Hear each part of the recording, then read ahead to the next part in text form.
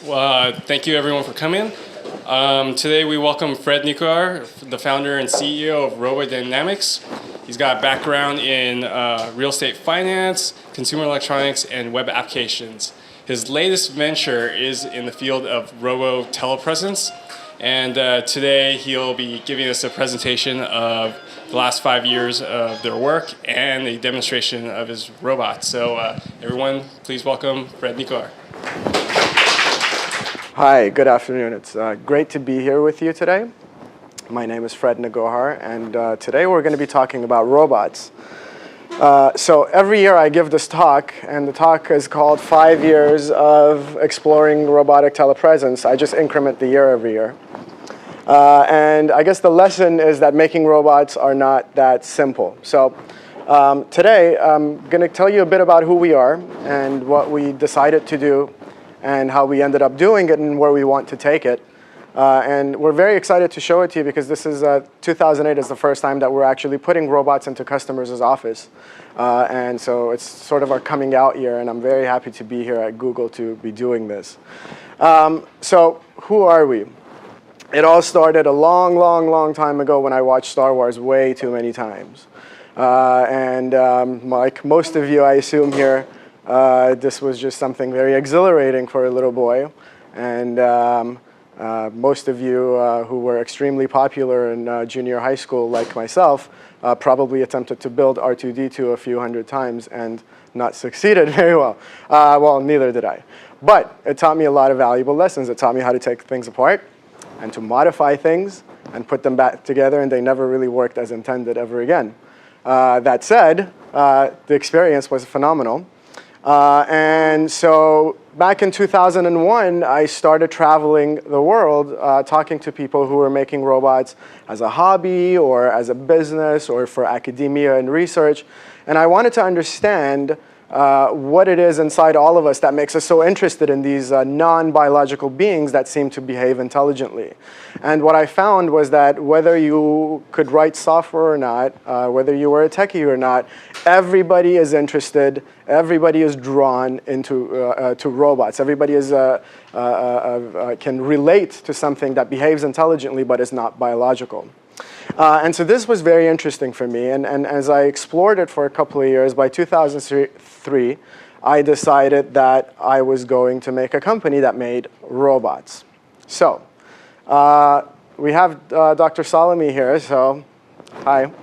So I met Dr. Saleh at USC when he was finishing his PhD, and we talked a great deal. And in 2003, we eventually ended up in my parents' garage, and we started building robots. Now, prior to that, we had to decide a framework for making these robots, and we came up with 4 basic things. We decided that robots that we made should be simple. Most of the robots that we knew of were things that were extremely complicated, made by NASA or the military. It wasn't going to be a 2-man company making those. So we wanted to make things very simple. The other thing was that we wanted to make it expandable. So we understood from early on that whatever we did was going to be great, but that the community at large can really contribute and make something even greater. The third thing was affordability. Back in those days, most of the existing robots were not really affordable. There was a little dog by Sony named Aibo that was a few $1,000, and there was some military stuff and some medical stuff. But really, everything was very expensive compared to the value they provided. So we set out to make something that was affordable, particularly given the application that it was going to have. So we wanted to make something that was also useful. That was also something that was lacking in the robotics field at large. So this useful thing was actually a little challenging.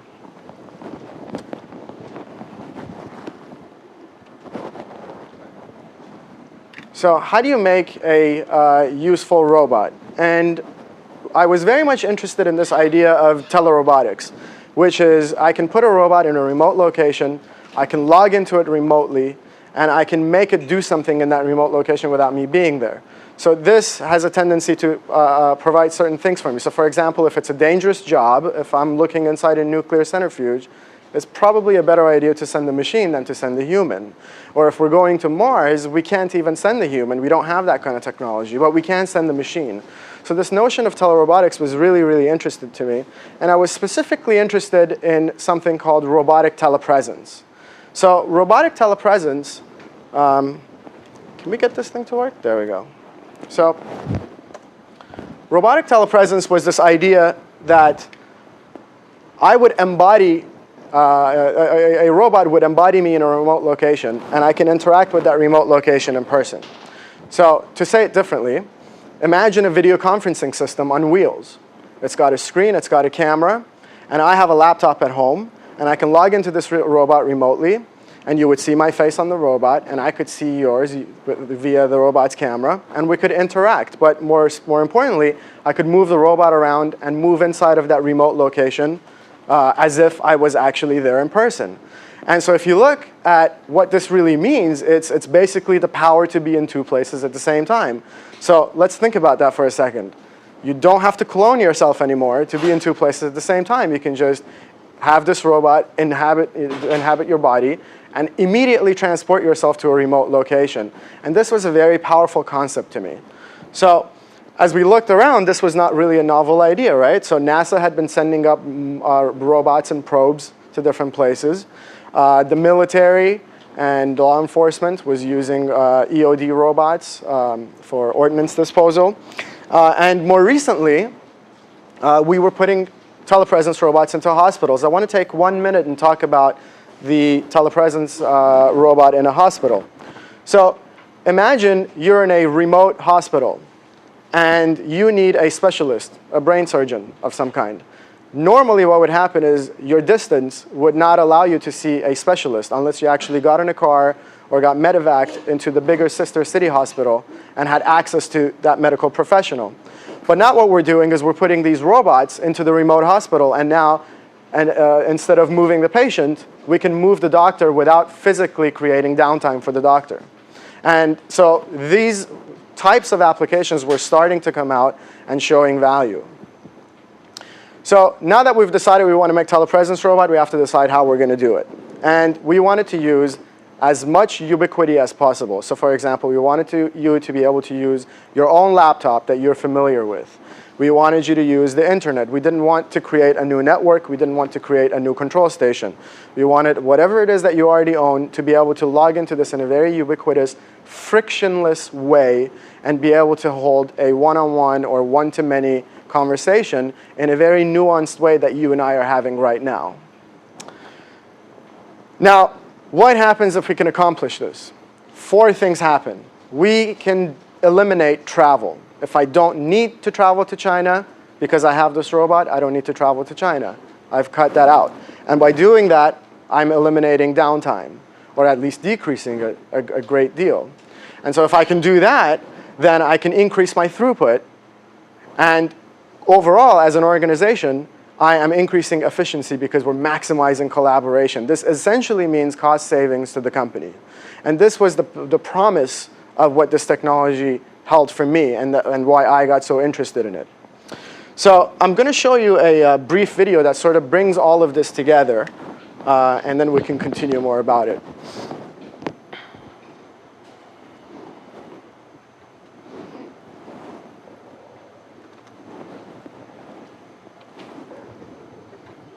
Can we get sound? Do we have sound? Playing sound. Oh, okay.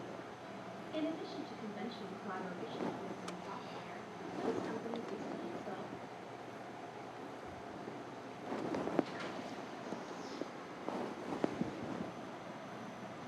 Meet Bill, an executive who oversees his company's website. Bill works out of the Los Angeles team, but he needs constant interaction with his dev team in San Francisco and his superiors in New York. In addition to conventional collaboration tools and software, Bill's company recently installed several telepresence robots, which enable Bill to hold on-the-spot, face-to-face meetings with anyone in either New York or San Francisco. Using the robot, Bill can walk through the hallways and approach anyone, or participate in water cooler conversations with his colleagues. This method of communication with the robot is just like video conferencing. only faster and with no upfront work. Bill can just log in and start driving and talking to people. They can see his face on the robot, and he can see them on his laptop screen. Sometimes Bill just logs in for no reason at all, and interactions happen intuitively and naturally. If your job requires you to be in all corners of the world at the same time, perhaps TiLR is the robot for you. You can see more at RoboDynamics.com.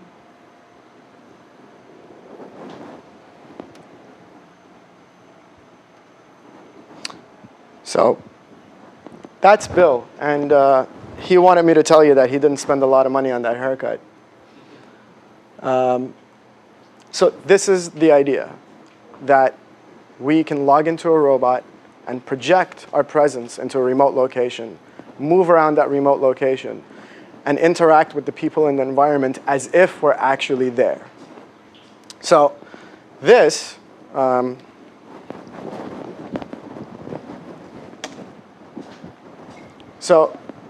this idea is basically presumes the fact that talent is distributed. So a company might be located in Santa Monica, but talent can be in Northern California, it can be in Ohio, it can be in Bangalore, it can be anywhere in the world. And the companies that understand this are the companies that are going to thrive going forward. So they understand that they have to do, can we get this? Sorry, guys. So they understand that they have to do three things really, really well. They have to be able to recruit in a distributed manner. They have to be able to evaluate these recruits in a distributed manner, and they have to be able to empower them in a distributed manner. And this has many, many, many facets and applications here, but I'll just go over this one particular one here. This is a company called Sybase. How many people know of Sybase, the database company? So Sybase, this is their Ontario office in Canada, and they had an employee who had to move away about 1,200 miles. But they didn't want to lose the employee. And so the employee is Ivan, and this is Ian, his co-worker. So they did not want Ivan to quit working. And so they offered him a remote position. He can write code just as good anywhere else as he would at the home office. So they started working together using conventional tools like email and IM and phone. And as they did this, they realized that there were some communication gaps, because small teams, especially those who use Agile, require a lot of ad hoc conversation that happens on a day-to-day basis. And so as they realized that they have communication gaps, they started investing more and more money into video conferencing tools. So they bought speaker phones and cameras and whatnot. But the problem was not so much that they couldn't talk or they couldn't get a thread of information from one place to another, but that Ivan did not feel part of the team because he was physically removed from the day-to-day grind of what it meant to be at that company. So Ian, sitting at in the chair, decided one day that he's going to put a tablet PC on wheels and use Skype to transport video and audio. And so what you see is this robot that they call Ivan Anywhere. This robot became so popular that it now has its own website over at Sybase. And people, and there's been numerous articles and TV shows and whatnot. But what's important about Ivan Anywhere is that it allowed Ivan to have a presence back at the home office. So now somebody can just turn around and say, hey, Ivan, by the way, what did you do about that blah, blah, blah? And have a conversation that easily, nuanced, frictionless, ubiquitous. And that's the power of telepresence, or robotic telepresence.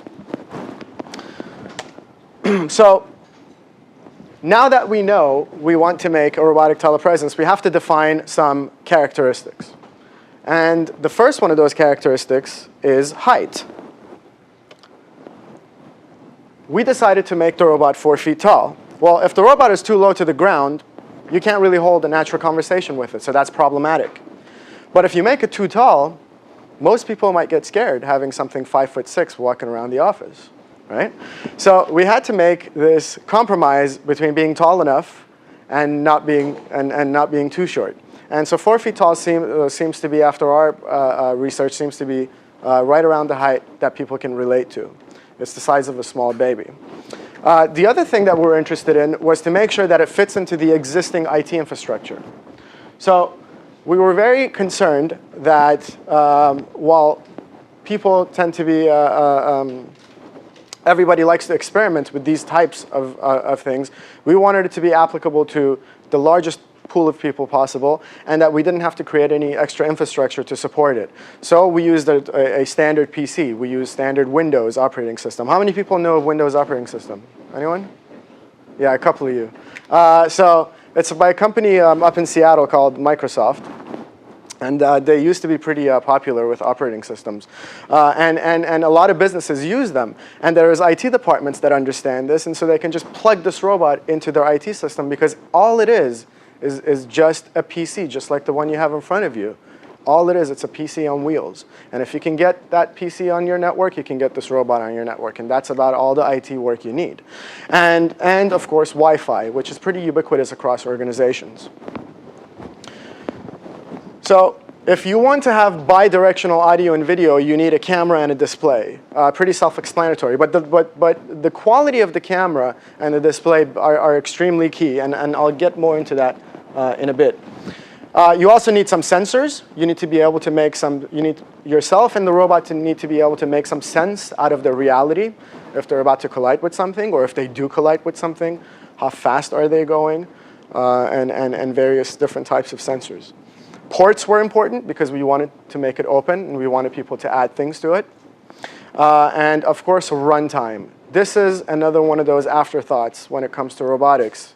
It's really easy to make a robot. It's really hard to make a robot that's useful. Now imagine that if you have a telepresence robot that only works for 20 minutes, that's not going to be very useful. It wouldn't even get you through a meeting. Our robot works for about 8 to 10 hours. And if you think about your laptop, I don't know that many mobile computing platforms that work for that long, and ours has wheels too, and it moves on its own. So we have now some physical characteristics of a robot. Now, what are the key features that a robotic telepresence platform needs to have? Well, it needs to have bidirectional audio-video. That's a given. I need to be able to see you and talk to you, and vice versa.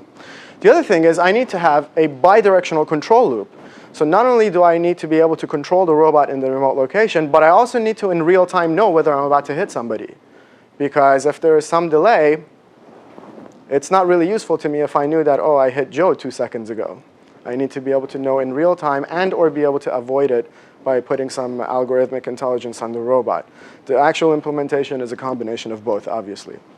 The other thing you need is mobility. That's sort of obvious. You need to be able to move it around. But the other thing about mobility is that it's not that it's just on wheels and you can move the robot, but it's also moving your point of view. So being able to pan, tilt, and zoom just as if a human would, and feel comfortable in that remote location. Last one being manipulation. Manipulation can have a lot of meaning, but essentially it will be useful if we can do something in that world that involves physical touch.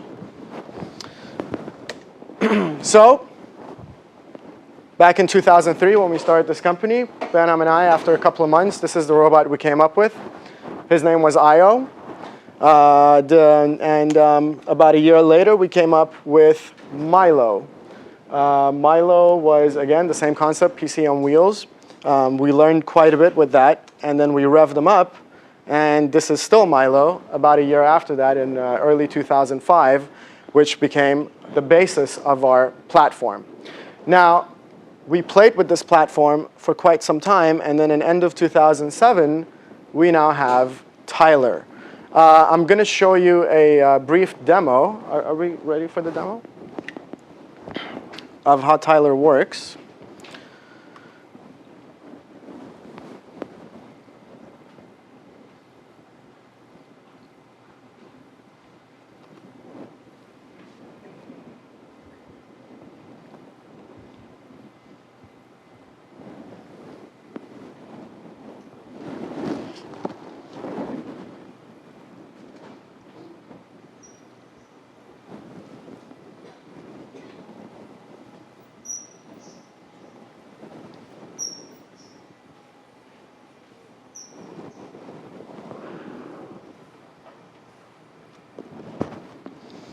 So, this is our robot.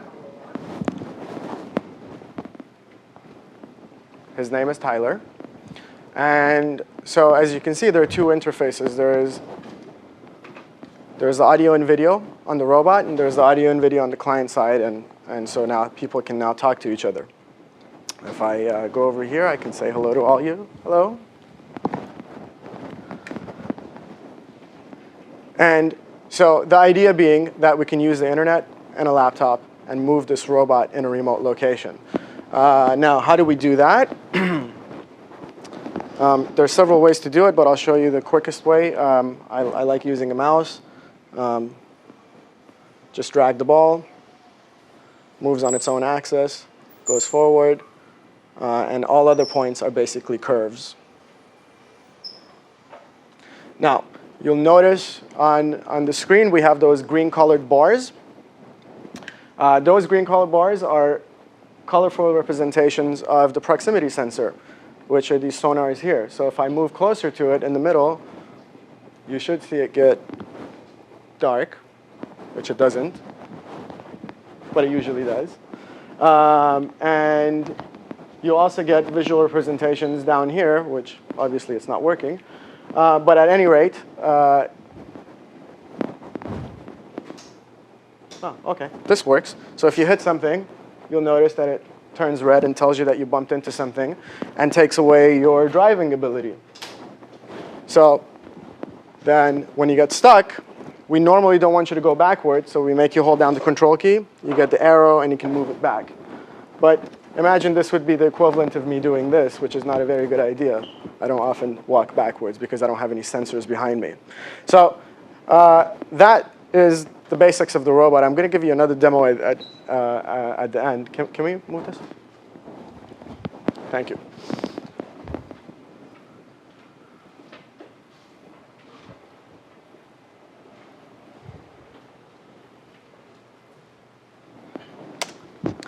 So that's TiLR. Now, drilling into the system architecture, we have some sensors and actuators that connect to a proprietary microcontroller board. We get sensor information fed into the microcontroller, into the firmware, and up all the way through Windows and into the application. And we receive commands from the application down into the hardware and down into the actuators.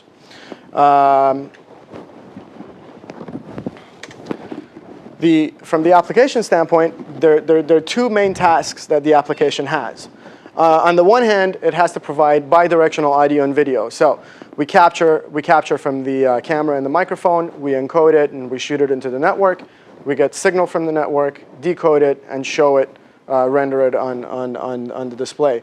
On the hardware side, we get commands from the network, send it down to the actuators, receive the sensor information, back up to the firmware, and back into the network. Now, the actual audio-video component, we use, like I said, we use Windows. So we're using the .NET framework to do this. Camera and microphone signals go into DirectX, get encoded using Windows Media Codecs, and shoot out into the network.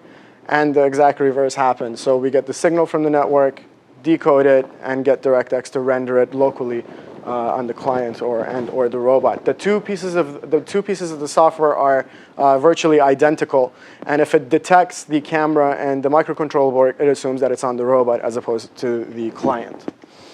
Now, one of the things that always comes up, in fact, the third question that always comes up is it safe? And we've been thinking about safety pretty much since day one. Because if you think about it, you're moving something in a remote location. And so there are many, many, many things that can go wrong. So you can lose network connection, Windows, as it's sometimes known to happen, will crash. And so what you don't want to do is to have a 65-pound robot run over a little baby. And so thinking about safety, we had to address this from multiple angles. And we came up basically with a four-pronged framework of handling it. At the most rudimentary level, we use the mechanical design of the robot itself. So it can tilt to about 45 degrees before it falls. You can run into this robot and it won't tip over because we kept the center of gravity very, very low. We don't make it go too fast. We make sure that it goes kind of slow. So even if it does hit you, it's not really going to injure you. and a number of other mechanical design features that we put into it. We also have safety sensors. So we can detect collisions, we can detect bumps, and essentially what this means is that algorithmically we can use the sensor information to avoid really bad things from happening. We also have a network timeout feature. This is a simple heartbeat. I expect a heartbeat from the other side every so often. If I don't hear it, the robot will shut itself down. We'll try to reestablish connection back to the client. And this also happens internally with the hardware itself. So if, for example, let's say Windows crashes, the microcontroller board and even the motor driver boards below that will shut everything down and try to reestablish communication with Windows and with the application layer. So the combination of this has given us enough confidence to put this into people's office. And we're actually getting some very interesting feedback, and everyone seems to be pretty happy with the level of safety that we've provided. Now, where are we going with all this? First and foremost, we're now, like I said, at a stage where we're putting these into people's offices and getting feedback. We're very interested to see how people are using this, where we're really creating value for people, where we can improve. And one of the interesting things that's come out of this is that we always imagined that this was about the audio and the video communication. And it turns out that that's not really where the value is. The value is presence. So meaning that if I happen to be sick or for whatever reason not at this office, I can still log into this robot, talk to each and every single one of you as if I was actually here, walking up to your desk and having a very simple, nuanced conversation with you. And so it becomes about the presence, not about the video conferencing component. It's the ability to turn around and say, hey, Fred, how's it going? By the way, what did you decide on this thing? That simple, without creating email threads and without creating video conferencing agendas and whatnot. So going forward, there are 3 specific things that we're going to put our effort into. One of those things is autonomy and semi-autonomy. And let me tell you what that means. I'll give you some examples. So imagine that instead of me driving this robot to Joe's office, I can give it a high-level command and say, hey, go to Joe's office. And then the next thing I know, Joe pops up on my screen and the robot is there. So it's not completely autonomous. I still give it commands, but I don't need to get that much resolution into actually driving the robot. For example, with docking, I know that the battery is low. I can click a button and it'll go and find its own docking station, dock. On the autonomous level, it'll be more like a security bot. So I know that every night after 6 p.m., these doors shut down. The robot has a predetermined path. It would start going through that path, and if it sees something that looks suspicious, it would start recording and reporting it to somebody. Manipulation, it's kind of an obvious one. Suffice to say that I don't know anyone, including anybody in this room, who wouldn't love to have a robot to get him a beer. So manipulation is a fantastic thing. And the last thing is community and openness. This is a bit of a tricky one for us, because we have to strike a fine balance between what is proprietary and sort of company secret sauce versus having this policy of being open. In the past, we have always provided SDKs and APIs. We will do so at the very least with TiLR as well. But what is important is that we want to go even further, and we want to invite people to come and give us feedback and contribute to this, because we think that besides this particular platform, the technology itself has tremendous value and people can really contribute a great deal to. I noticed that when you try to demo it, you have to turn around and look at it and then see it. So if you are just looking at the laptop, how is the usability? Okay, excellent question. So the question is, how is the usability? Let me say, also add that the human field of vision is about 120 degrees and the camera is about 47 degrees. So you have tunnel vision to begin with. But the idea is that given that you have the camera and that you have the sensors, you get a sense of the outside world. So we're about to drive this remotely in our office.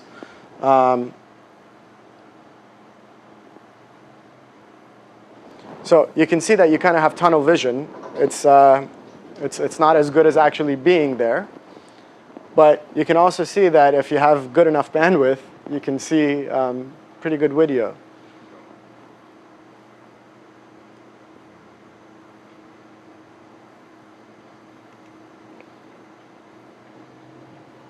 Once you move out of beta testing and into actual production, how much would one cost? So how much would one cost? The raw cost is actually not that much. It's on par with, let's say, an expensive PC. But you have to understand that Dell makes a few million of that PC, and we're going to make a few hundred. So the end user cost and our cost are obviously two different things. But we're trying to be somewhere in the $5,000 to $10,000 range. Yes, go ahead. You get about 8 hours of runtime. It looks like you're still running a Windows Mac and PC. Yes. How are you getting that great performance? So one thing is that we have a huge battery. And so we try to get a lot of power out of that. But the other thing is the way we turn things on and off and do some tiny little clever things that gets us a lot more power down the line. Also, we can generate power using the motors itself without getting too technical about it. But you do have two electric motors that you can get power back from. So we get about 8 to 10 hours depending on the configuration. And that means, let's say in an 8-hour setting, that means about 2 hours of full-on drive time and 6 hours of standby time.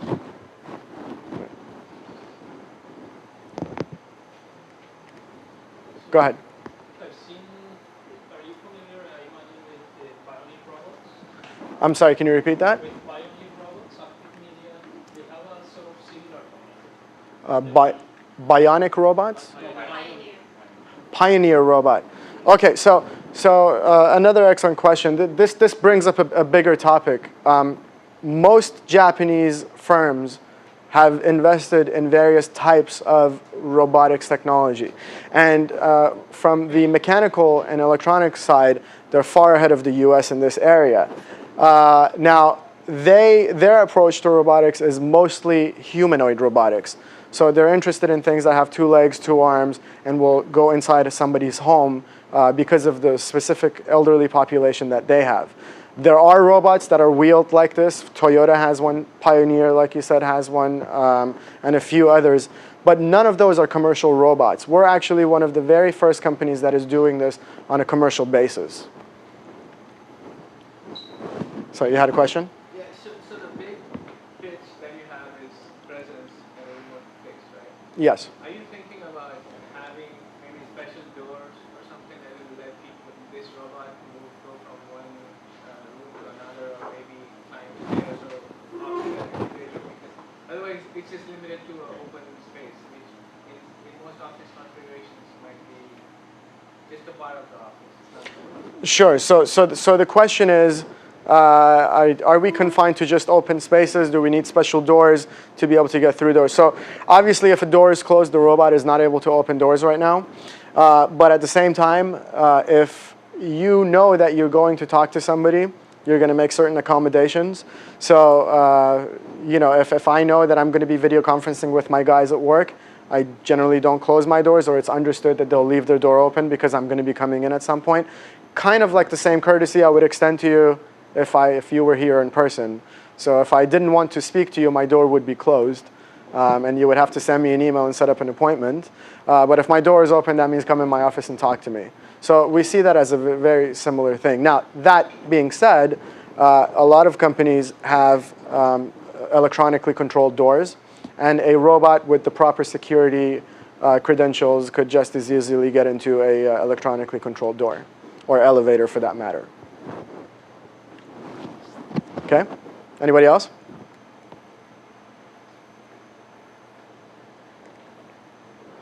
Sure.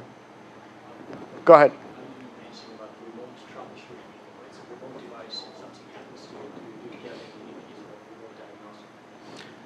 Another excellent question. So can we do remote diagnoses? There's 2 ways that we do that. One is just using basic desktop sharing applications. So if there's something that we need to know, we can just log in remotely and do that. Now, that works as long as you're giving it to your friend, because they don't mind you, logging into their network. But if I gave one to Google, I probably wouldn't be able to do that. So the way we do that is there is something running in the background that if you choose to, will send us some information that would help us diagnose things.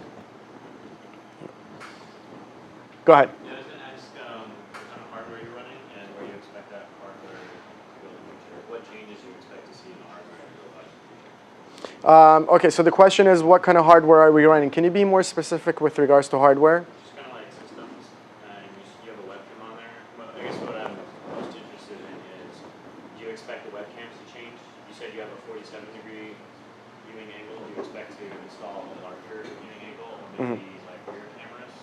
Okay, so this is just a general discussion about the hardware. As far as lenses are concerned, you can put whatever kind of lens you want. You can put a lens that sees 360 degrees. It's to the extent that the distortion of the image is acceptable to you.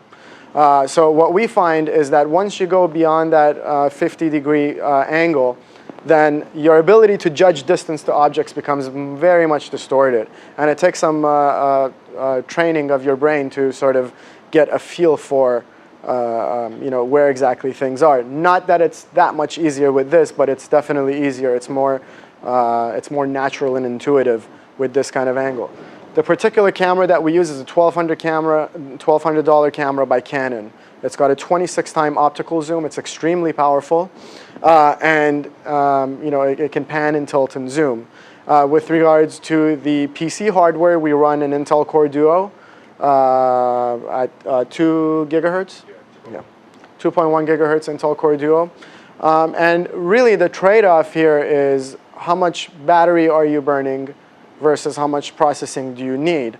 And so we have a lighter version where we run a CPU by VIA. It's a 2 gigahertz CPU, but it's, I believe, based on the Pentium 4 code base. So it's not really as advanced, and you can't run all the different instruction sets. But it works fine. We're able to get upwards of 24 frames a second over a nice pipe with that. So for the telepresence application, it works. Now, if you decide someday to put a face recognition application running alongside or on top of our app, you might need some more processing.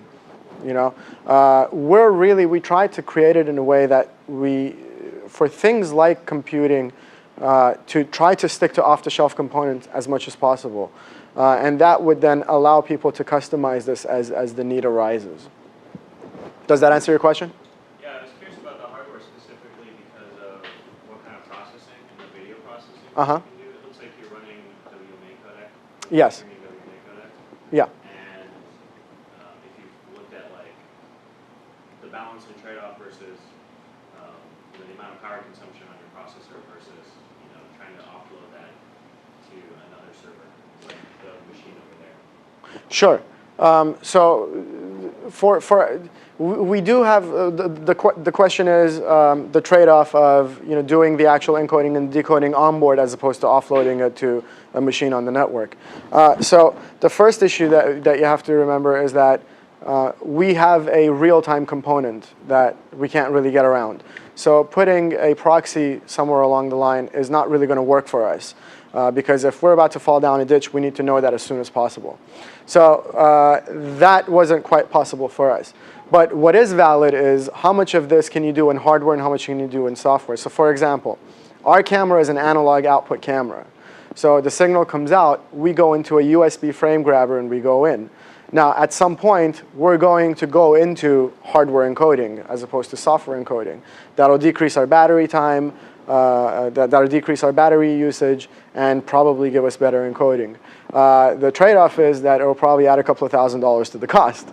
So as things become cheaper and fall within our range, then it will start to make sense for us to do some of those things. I want to address one other thing, though. We do use Windows Media Codecs. It just happened to be the one we're familiar with and met our criteria. There are many great codecs out there. And at some point, we will migrate away from any Windows-specific codec and into something open source or at least open, so that then we can move towards platform independence.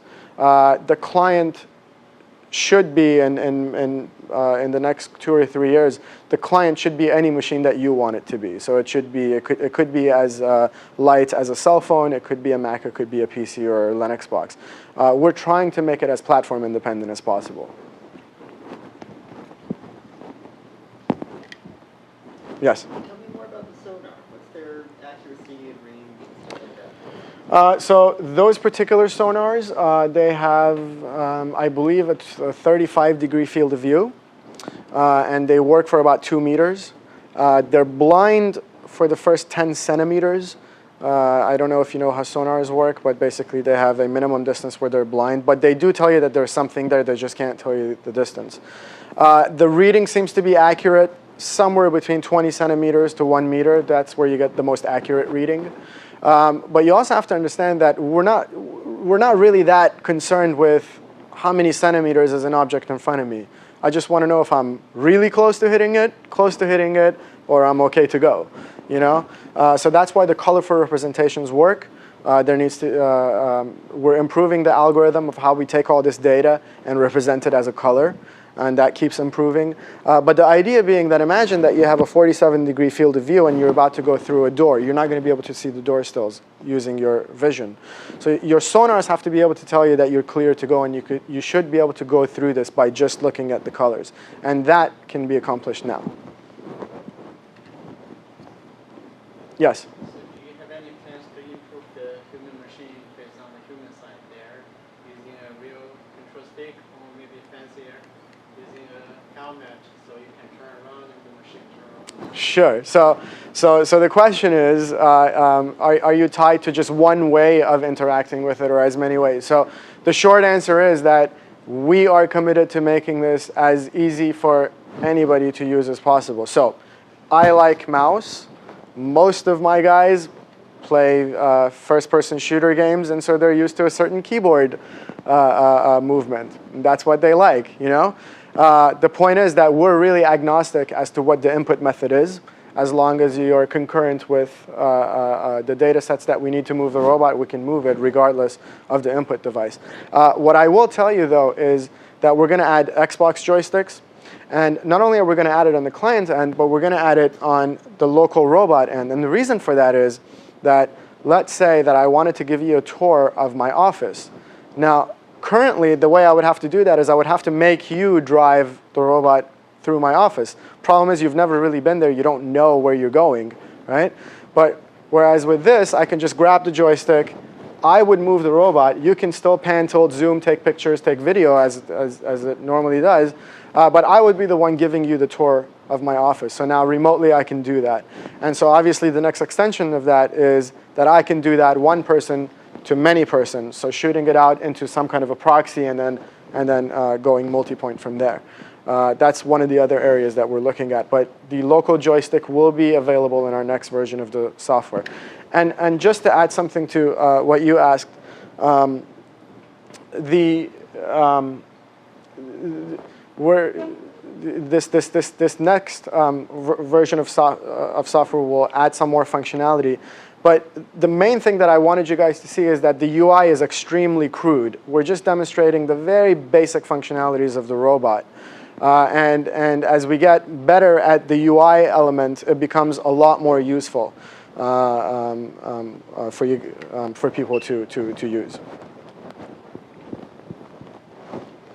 You mentioned that in the future you'd like to make it more autonomous. Uh-huh. I was just wondering what kind of hardware changes, if any, you could potentially make in the future to make that work, especially in cluttered office environments where there's stuff on the floor.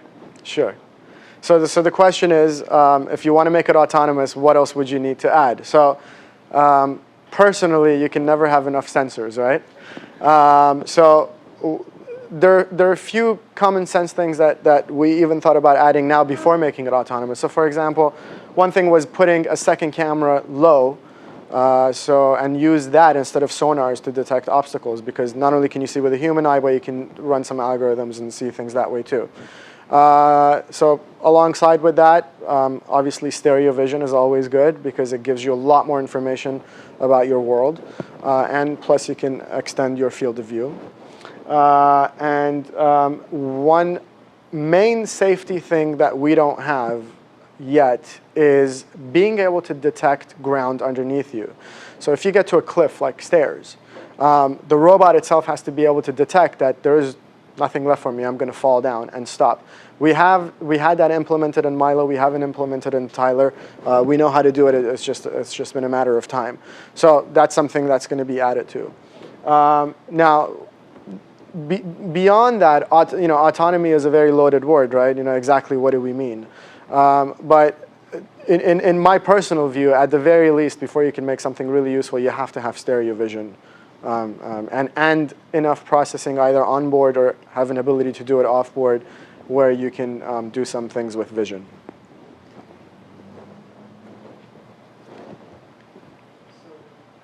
Sorry, another question. Sure. If you compare TiLR with, for example, iRobot Roomba as a robotic base, so how do you compare those two? Okay, so if we compare TiLR to Roomba. So for example, I can just put a camera on top of Roomba. Sure. So Roomba, without the camera, runs for about 45 minutes, right? And it's very low to the ground. And it's made out of plastic. This guy can be thrown, can be pushed, can be kicked. It's a pretty sturdy platform. It's made out of the same material that they make airplanes with. Now, that's not to say that it can't be improved. It can be. But we ship this guy. We abuse them. We've been playing with them for upwards of 3 years, and they last. Inherently, a Roomba is a consumer product, so they're not really designed to last beyond 18 months. Whereas this is an industrial product, and it's designed to last a while. And really, Roomba is not a platform that's made for this application. Can you hack one and make it do telepresence? Of course. But was it specifically made for robotic telepresence, which is what we're doing? And the answer is no. Yes? Back to the autonomy, tell me about how you plan to do localization and map making if necessary. Excellent question. So localization and mapping, how do you do it on a robot? This question predates even computers, right? And so there are companies, in fact, one out here called Evolution Robotics, that does just that. They're out of Pasadena. If you guys are familiar with Idea Lab, they're an Idea Lab company. And our friend Paolo Perjanian runs that company. We don't intend to create breakthrough technology in SLAM. However, there are many different ways of doing it. And some of those are commercial, which we would take advantage of, or perhaps you might come up with one. The point is that I think every application would be different. So for example, outdoors you would do it differently than you would do it indoors. And so depending on the application, we will implement the best possible way. I don't have any specific methodology right now. But one thing that I can tell you is that it has to come to what we will bring to the table is not the SLAM technology, but making it easy for people to use. So how do you program it? How do you tell it that this is Joe's office? And that this is where, and when I say go to Joe's office, this is where I want you to go. The ability to interact with it in a very simple, easy way for people to understand, that's the thing that we will be bringing, and not the actual breakthrough technology in navigation. You're welcome. Any other questions? Okay, well, thank you very much for your time. I really appreciate it.